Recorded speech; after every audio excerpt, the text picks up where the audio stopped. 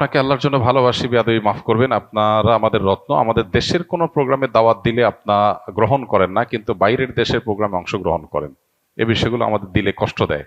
আল্লাহ আপনার সহায় হন। প্রথম কথা হলো যে বাইরের দেশে প্রোগ্রাম দাওয়াত দিলেই আমরা অংশগ্রহণ করি, এটা আপনি কিভাবে বুঝলেন?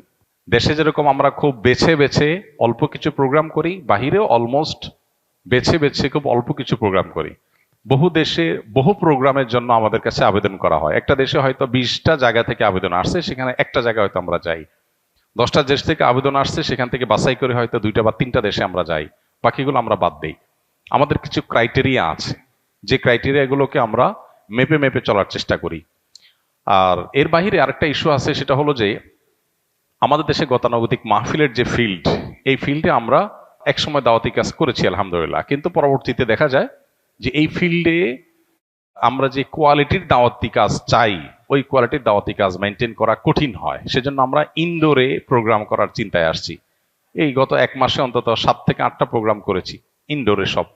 তো এই যে ইনডোর প্রোগ্রামগুলো করছি, এগুলো দেশের বাইরেও করছি, দেশেও করছি, কিন্তু এগুলো আমাদের নির্দিষ্ট কিছু ক্রাইটেরিয়া আছে, সেগুলো ফুলফিল করার পর আমরা সীমিত পরিসরে যতটুকু করলে আমার ফাউন্ডেশনের কার্যক্রম, নিজের লেখাপড়া, নিজের গবেষণার কার্যক্রম বাধাগ্রস্ত হবে না, সেই রকম মেপে ঝুঁকে আমরা প্রোগ্রাম নেই।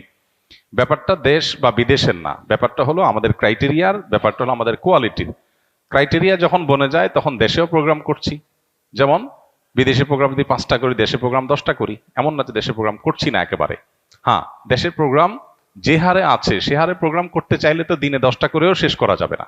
তো এই জন্য আমরা নির্দিষ্ট ক্রাইটেরিয়ার মধ্যে এটাকে বাছাই করার চেষ্টা করি।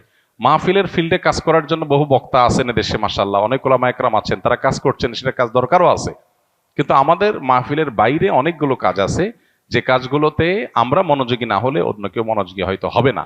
সেজন্য আমরা সেদিকে ফোকাস দিতে চাই, এখান থেকে কমায় আনতে চাই। দেশ থেকে ফিল্টার করে ক্রাইটেরিয়ার মধ্য দিয়ে বাছাই করার প্রক্রিয়াটা যত কঠিন, দেশের বাইরের প্রোগ্রামগুলোকে বাছাই করে আপনার আমাদের ক্রাইটেরিয়ার মধ্যে আনাটা সেই তুলনায় অনেক ইজি। কারণ আমাদের দেশে দেখা যায় এমন প্রোগ্রাম আছে যে প্রোগ্রামটা আসলে ওয়াজ মাহফিল, উপরে নামকে আসতে ওয়াজ মাহফিল, টার্গেট আসলে অন্য কিছু। বাইরে এই ধরনের প্রোগ্রাম খুব কম হয়। এরপর আমাদের এখানে ফিল্ডের প্রোগ্রাম বেশি, বাইরে ফিল্ডের প্রোগ্রাম অলমোস্ট নাই, সব ইনডোর প্রোগ্রাম। ইনডোর প্রোগ্রাম তো আমাদের দেশেও আমরা করি, কিন্তু খুব হিসেব নিকেশ করে, খুব বাছাই করে। অতএব ইস্যুটা দেশি বিদেশে না। আর বাইরের প্রোগ্রাম আসলেই নিয়ে নাই তা না।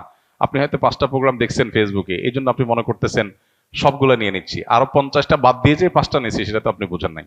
ঠিক একইভাবে দেশে আমরা হয়তো অল্প পরিসরে বিভিন্ন ইউনিভার্সিটিতে, বিভিন্ন শিক্ষা প্রতিষ্ঠানে, বিভিন্ন আপনার ক্রাইটেরিয়াতে কিছু প্রোগ্রাম আমরা করি। হ্যাঁ, গণহারে যে দাওয়াতি কাজ সেটা আমরা করি না। মাহফিলের ফিল্ডটাতে আমরা যাচ্ছি না। মাহফিলের ফিল্ডে আমরা আদৌ যাবো কিনা, গেলে কিভাবে যাব, সেটা অনেক হিসাব নিকাশের ব্যাপার। কারণ আমাদের একটা মাহফিল করার জন্য দেখা যায় যে পরিমাণ সময় নিয়ে আমরা যাই, যাওয়ার পর দেখা গেল যে যে উদ্দেশ্যে করা হয়েছে ডিসিপ্লিন মেনটেন নাই, অনেক অসুবিধা তৈরি হয়। এসব কারণে আমরা এই ফিল্ড থেকে সরে আসছি। তো মূলত আমরা দাওয়াতি কাজের জন্য আসুন্নাহ ফাউন্ডেশন একটা অডিটোরিয়াম করেছি, প্রায় 800-900 লোক ধারণ করবে। সারা বছর সেখানে দাওয়াতি কাজ চলবে ইনশাআল্লাহ। আমরা বাহিরের দেশে, দেশের বাইরে সফরগুলো দিন যত যাবে আমরা সেগুলোকে কমিয়ে আনার চেষ্টা করব। এবং আমাদের যে নিজস্ব অডিটোরিয়াম, সেখানে আমরা বিভিন্ন পেশার মানুষের জন্য সারা বছর ব্যাপী আমরা ইনশাআল্লাহ দাওয়াতি কাজ করব। কারণ বাহিরে 7 ঘন্টা 8 ঘন্টা সফর করে গিয়ে একটা প্রোগ্রাম করার পরে দেখা যায় যে প্রোগ্রামটা যারা আয়োজন করেছেন তাদের উদ্দেশ্য, তাদের পদ্ধতি, তাদের ডিসিপ্লিন, এগুলোতে প্রচুর পরিমাণ ত্রুটি ছিল। দেখা যায় আমার সময়টা নষ্ট হয়েছে। তো এটা যেন না হয় আমরা সে বিষয়ে বিশেষভাবে খেয়াল করছি। আপনাদের সহযোগিতা এই জন্য আমাদের দরকার। জাযাকুমুল্লাহ খাইর। আমি প্রতিদিনের আমল সমূহ জানতে চাই, প্রতিদিন বার হিসাবে আলাদা কোনো আমল আছে কিনা। ভাইরা আমার, প্রাত্যহিক একজন মুসলমানের সবচেয়ে বড় আমল হলো 5 ওয়াক্ত নামাজ পড়া। পুরুষ জামাতের সাথে, মহিলা নিজের ঘরে খুব ধীরস্থিরতার সাথে সুন্দরভাবে খুশুখুজুর সাথে নামাজটা পড়া। দ্বিতীয়ত হলো তার আয় উপার্জন হালাল করা, কোনো প্রকার হারামের ধারে কাছে না যাওয়া। যত কষ্ট হয় হোক, যত স্যাক্রিফাইস করা লাগে লাগুক, তারপরেও সে হালাল উপার্জন করবে, হারামের ধারে কাছে যাবে না। তৃতীয়ত একজন মুসলমান লক্ষ্য রাখবে যে তার প্রাত্যহিক আমলের মধ্যে কোনো মানুষের অধিকার যেন খর্ব না হয়, কারোর যেন অধিকার নষ্ট না হয়, সবার প্রাপ্য যেন পরিশোধ করা হয়। এই ব্যাপারটা তিনি সযত্নে খেয়াল রাখবেন। এর পাশাপাশি তিনি লক্ষ্য রাখবেন তার দ্বারা কোরআন হাদিসে যে সমস্ত নিষেধাজ্ঞা আছে, যেমন চোখের গুনাহ, মুখ দিয়ে মানুষের কষ্টের কারণ হওয়া, অন্তরে কার প্রতি হিংসা রাখা, আরো যত গুনাহ আছে এগুলো থেকে বেঁচে থাকা। এরপরে হলো নফল আমল। আমাদের দেশে সাধারণত মানুষ মনে করে নফল আমলটা সবচেয়ে গুরুত্বপূর্ণ। এই জন্য আমল বলতে মানুষ মনে করে যে ভাই সারাদিন সকালে কি আমল করব, দুপুরে কি আমল করব, সন্ধ্যায় কি আমল করব, কোন জিকির, কোন দোয়া পড়বো, কোনটা কতবার পড়বো, এগুলো নিয়ে আমাদের কৌতূহলের শেষ নেই। এটা ভালো, কিন্তু এর চাইতে হাজার গুণ বেশি গুরুত্বপূর্ণ হলো আমার দ্বারা কোনো গুনাহ হচ্ছে কিনা, কোনো অন্যায় হচ্ছে কিনা। আপনি কোনো কোরআন হাদিসের আলোকে কোনো ভায়োলেশন যদি না করেন, গুনাহ থেকে বাঁচেন, তাহলে আপনার নফল আমল, জিকির, তসবিহ এগুলো যদি কমও থাকে, আখিরাতে নাজাত পেয়ে যাবেন। আর জিকির, তসবিহ, আমল দিয়ে ভরে ফেলছেন, কিন্তু আপনি গীবত করেন, আপনার অন্তরে হিংসা আছে, আপনার অন্তরে দুনিয়ার মোহ আছে, আপনি নামাজের ত্রুটি করেন, আপনার অন্যান্য ক্ষেত্রে হালাল হারামবাজ বিচার নাই, আপনি পর্দার বিধান মানেন না, তাহলে সেক্ষেত্রে এই সমস্ত নফল আমলের কোনো মানে হতে পারে না। এই জন্য দৈনন্দিন আমল বলতে আমরা এই মৌলিক বিষয়গুলো, ৫ ওয়াক্ত নামাজ ঠিকঠাক মতো পড়া, হালাল হারাম উপার্জনের ক্ষেত্রে 100% মেনটেন করার চেষ্টা করা, এবং তার পাশাপাশি অন্য যে সমস্ত বান্দার হক আছে, মানুষের অধিকার আছে, আচরণগত সব বিষয়ে মানুষের অধিকারগুলো ঠিকঠাক দেওয়া, কারোর অধিকার নষ্ট না করা, আর জেনারেলি আল্লাহর সকল গুনাহ থেকে, সকল নিষিদ্ধ বিষয় থেকে বেঁচে থাকার চেষ্টা করা।